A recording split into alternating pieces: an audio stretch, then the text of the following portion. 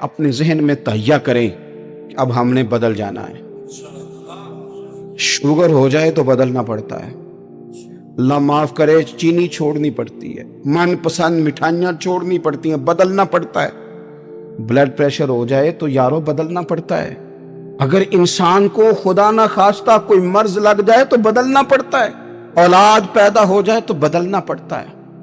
گھر میں بیٹیاں پیدا ہو جائیں تو بوڑھے باپ کو بدلنا پڑتا ہے۔ بال سفید آ جائیں تو پھر بھی تو بدل جانا چاہیے نا۔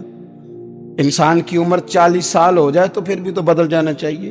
شب برات پہ توبہ کرے تو پھر بھی تو بدل جانا چاہیے۔ اب بدل جائیں، اب ہم بدل جائیں۔ اب نہ درد ہوتی ہے، گاڑی میں بیٹھیں تو کمر پہ درد ہوتی ہے۔ اب ہم بدل جائیں۔ اب لوگ بتاتے ہیں تیرے بال سفید ہونے لگ گئے، اب ہم بدل جائیں۔ اب لوگ ہمیں کہتے ہیں بچے جوان ہو گئے، اب ہم بدل رہے نا یارو۔ اب لوگ ہمیں کہتے ہیں کہ اوخو اب تو آپ اٹھتے وقت زمین پہ پہلے ہاتھ رکھتے ہیں پھر اٹھتے ہیں۔ اب بدل نہ جائیں۔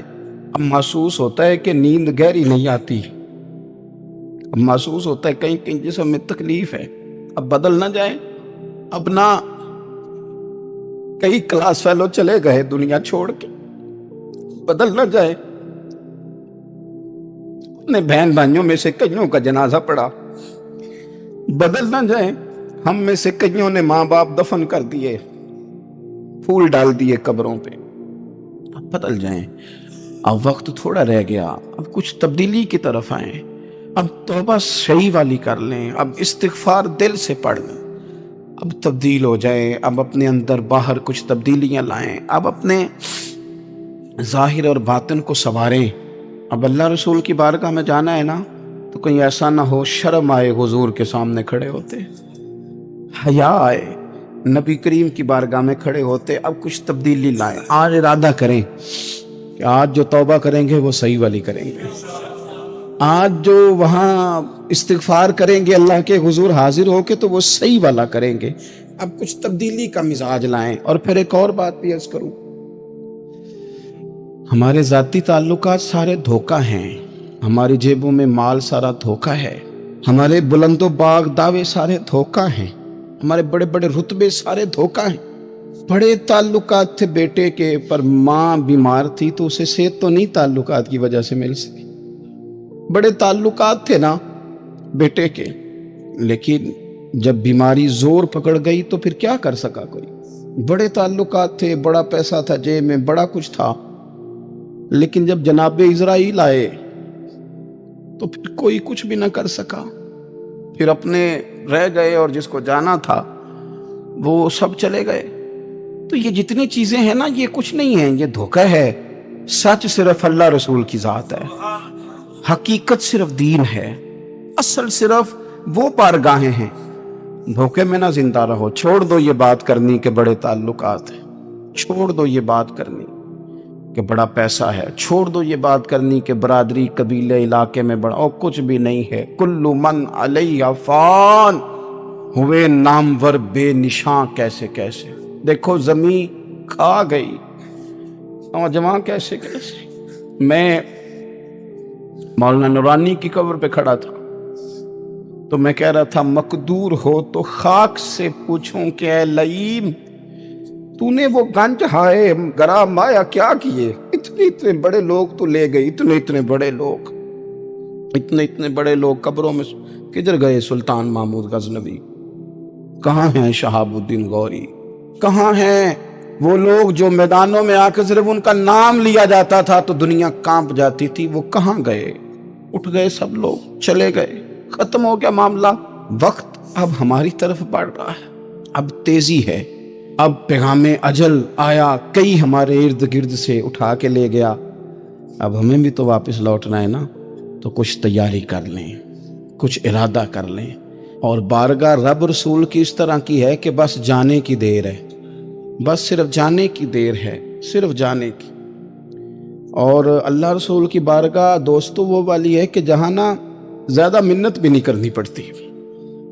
وہ جو 4-5 لوگ تھے نا مکہ مکرمہ میں، انہوں نے بہت ہی اسلام کی مخالفت کی حد کر دی تھی، ان کے لیے حکم ہوا تھا جہاں ملے قتل کر دو، इकरमा थे, इब्ने खतल थे, कुछ और लोग थे। तो पता है उनको किसी ने मशवरा क्या दिया था? किसी काफिर ने मशवरा दिया, पर पता सलाह क्या दी थी? उसने कहा था तुमने बड़ी ज्यादतियां की हैं, बड़े बेअदब हो, किसी सहाबी के काबू ना आना, मार दिए जाओगे।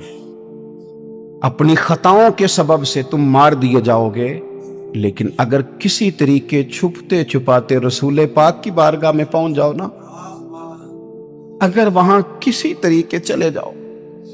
उन्होंने पूछा माफी कैसे मांगेंगे, मुंह कैसे दिखाएंगे, हमने इतने जुल्म किए, इतनी ज्यादतियां की, कैसे माफी मांगेंगे? तो कहने वाले ने कहा कह नहीं, कुछ नहीं, तुम बस कह देना हम आ गए, इससे ज्यादा तो बात ही कोई नहीं, इतना ही तो सिर्फ कहना है आ गए, और ना आते तो जाते भी कहते, बस तुम इतना कह देना इन्ना लब्दा इज़ा तारफा सुम्मा ताबा ताबल्लाहु अलैहि।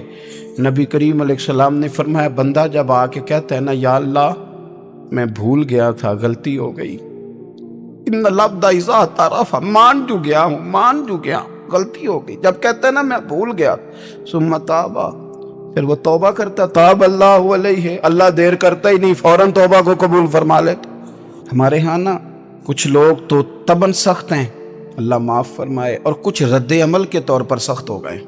कुछ बातें दिलों में बैठ गई हैं जिन्होंने तबीयतों को सख्त कर दिया है। कभी कहें आप बहू से कि चलो बूढ़ी सास से अगर कभी को बात सख्त निकल गई है तो माफ कर दे, वो तैयार नहीं होती, वो कहती है तुम्हें पता नहीं मेरे साथ क्या कुछ हुआ। कभी सास से कहा जाए ना चलो भूल गई थी बच्ची तो आप दरगुजर कर दें, तो कहते हैं तुम्हें पता नहीं मेरे अंदर सख्ती कितनी आ गई है, दुख कितने बैठ गए।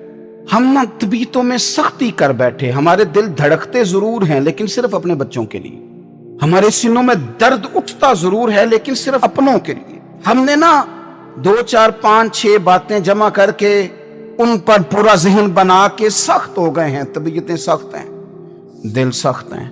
मेरे नबी पाक सल्लल्लाहु ताला अलैहि वसल्लम ने फरमाया, ये हदीस मुस्लिम शरीफ में मौजूद है, फरमाया जन्नत में वो लोग दाखिल किए जाएंगे जिनके दिल चिड़ियों की तरह नरम है। नरम दिल के लोग, माफ कर देने वाले, जल्दी मान जाने वाले। एक साहब थे, अपने भाई से नाराज हो गए और उन्होंने रिश्ते से इनकार कर दिया। पहले उनके बेटे की वहीं पे निस्बत थी, इनकार कर दिया। कई लोगों ने उनसे कहा, मैंने भी कहा, तो वो कहने लगे पीर साहब इज्जत बड़ी करता हूँ आपकी, लेकिन मैं मर्द हूँ, एक दफा ना कर दूं तो फिर हाँ नहीं किया करता। तो मैंने उस साहब से कहा, मैंने कहा यूं ना कर, अगर सुबह क़यामत तेरे बारे में कोई सख्त फैसला आ जाए और रब को मनाना हो किसी मकाम पर तो तू क्या कहेगा?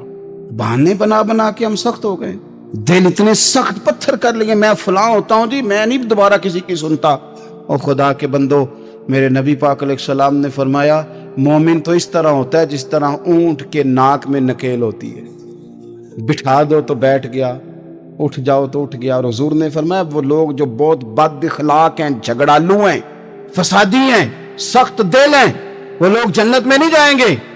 जो झगड़े करते फिरते हैं झगड़ालू लोग हैं। अजीज दोस्तों, अपनी जिंदगी के अंदर तबीयत में नरमी, अगर तबीयत नरम हो गई ना जी, मिजाज में नरमी आ गई, तो फिर आप महसूस करेंगे कि आप माफ करते भी जल्दी हैं और माफी देते भी जल्दी हैं। फिर आपके ताल्लुकात बचेंगे, आपकी निस्बतें बचेंगी, आपके बहुत सारे रिश्तों में कुर्बत आएगी, टूटेंगे नहीं।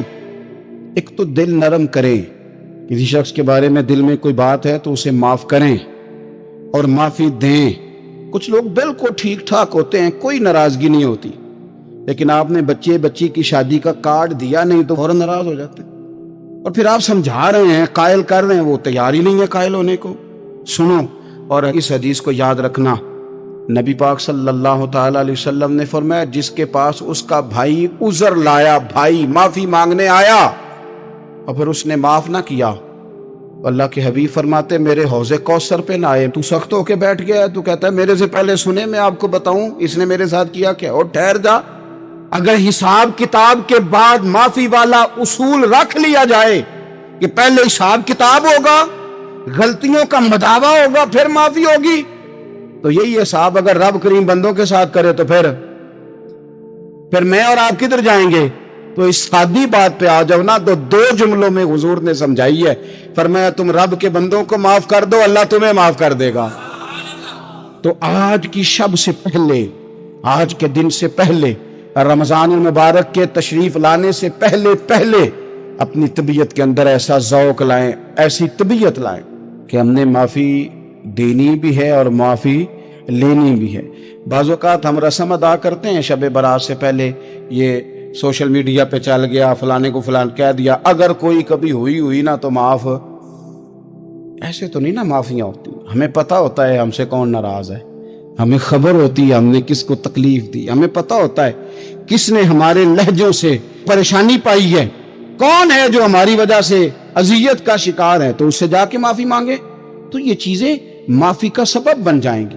میرے نبی کریم علیہ وآلہ وسلم نے ارشاد فرمایا، قیامت کے دن کچھ لوگ کئیوں کی بات سن کے جنت میں چلے جائیں گے۔ اللہ تعالی ہماری پردہ پوشی عطا فرمائے۔ کہا کچھ تبلیغیں کرنے والے دوزخ کے دروازے پہ کھڑے ہوں گے تو وہ جنتی کہیں گے کہ مولانا پیر صاحب، ہم تو آپ کی بات سن کے جنت میں جا رہے ہیں، تو آپ یہاں کیوں کھڑے ہیں؟ تو وہ کہیں گے ہائے افسوس، میں کہتا تو رہا پر عمل نہ کر سکا۔ میں عمل، اس سے مراد صرف ممبر میں بیٹھنے والا مولوی نہیں، اس سے ہر وہ شخص مراد ہے جو نصیحتیں تو بڑی کرتا ہے لیکن خود عمل وہ بہت بڑا الفاظ کا ذخیرہ رکھتا ہے، پر عمل کے لیے 2 سجدے بھی صحیح طریقے سے دے سکتا، پھر وہ استغفار کرے، پھر وہ اللہ کی بارگاہ میں معافی مانگے، پھر وہ توبہ کرے، اس لیے کہ جو جتنا بڑا ہوتا تھا نا اس پہ خشیت بھی اتنی زیادہ طاری ہوتی، اس پر خشیت بھی اتنی جتنا۔ حضرت عمر فاروق رضی اللہ تعالیٰ عنہ کو زخم لگ گیا، شدید زخم لگا، آپ آ گئے، بڑی زیادہ خون بہ گیا ہے، بہت سارے صحابہ آپ کے گرد جمع ہو گئے، حضرت عبداللہ ابن مسعود بھی آ گئے، تو جناب عمر رونے لگ گئے۔ اب تو رونا آتا ہی نہیں لوگوں کو۔ حضرت محی الدین ابن عربی کہا کرتے تھے جس کو پورا ہفتہ ہو گیا نا وہ طریقت کا مسافر بھی، جاگ رہے ہیں آپ حضرات؟ کہتے تھے جس کو پورا ہفتہ ہو گیا نا طریقت کا مسافر بھی ہے، پر اللہ رسول کی یاد میں رویا نہیں۔ فرماتے تھے مجھے تو اس کے ایمان پر شک ہونے لگ گیا کہ 8 دن ہو گئے اسے خیال ہی نہیں آیا۔ حضرت عمر میدان میں جس شخص کے کبھی پاؤں نہیں لڑکھڑائے، اللہ رسول کی بات آتی تھی تو دریا بہتے تھے آنسو، یہاں حال ہی کوئی نہیں، خشک جملے اور جناب موٹے موٹے تراشے ہوئے فکرے اور لفظوں کی ہیرا پھیری، اس کے علاوہ کوئی چیز نظر ہی نہیں آتی۔ حضرت عمر رونے لگے، آخری وقت ہے، تڑپ رہے ہیں، آنسو بہ رہے۔ حضرت عبداللہ ابن مسعود آ گئے، انہوں نے کہا عمر تیری ہجرت بھی بڑی باکمال تھی، تیرا اسلام قبول کرنا بھی بڑا ہی باکمال تھا، حضور بھی تجھ سے ہمیشہ راضی رہے، عمر تو روتا کیوں ہے یار؟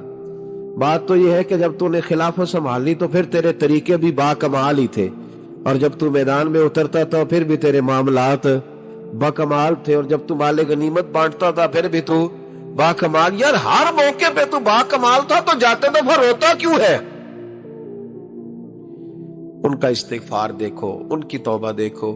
حضرت عمر پھر رو پڑے، کہنے لگے عبداللہ لوگوں کو میری نیکیوں کا پتہ ہے، گناہوں کا تو نہیں نا پتہ، وہ تو میں جانتا ہوں یا میرا مالک جانتا ہے نا، نیکیاں تو سب کے سامنے، پر من آنم کے من دانم، جو اندر چھپے ہوئے گناہوں کے ڈھیر ہیں وہ تو میں جانتا ہوں۔